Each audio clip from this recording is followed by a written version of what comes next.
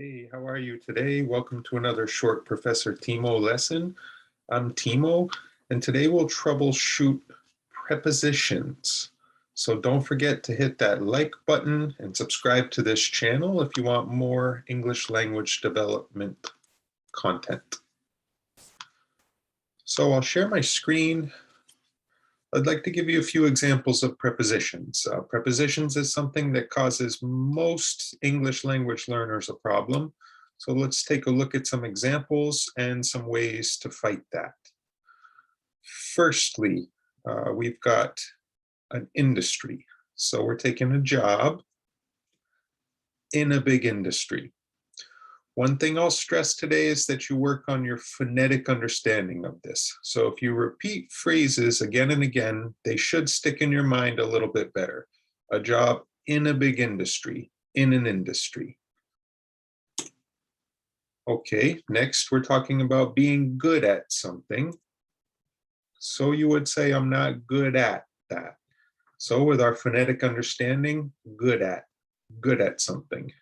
I'm not good at that.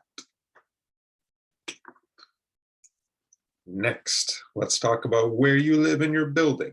You'll want to say, I live on a floor. I live on the second floor. So with the phonetic understanding, live on. I live on the second floor. I live on the second floor. You can see the more you repeat these, the better they'll stick into your brain. All right, here we have a phrase. This phrase will work if I say, in one hand, I have some money. In the other hand, I have some food.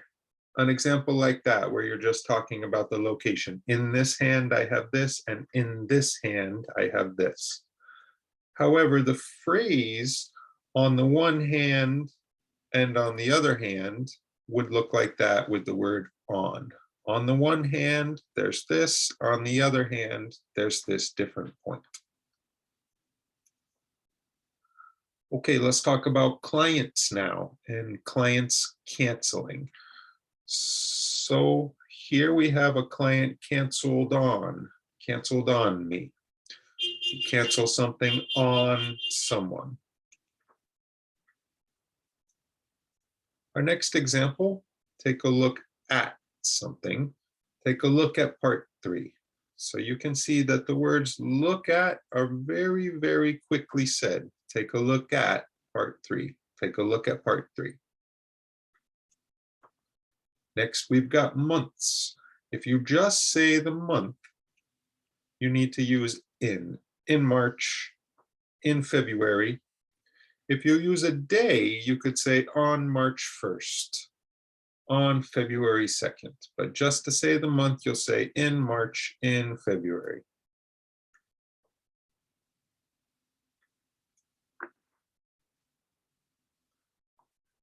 Okay, now we're talking about taking care of something.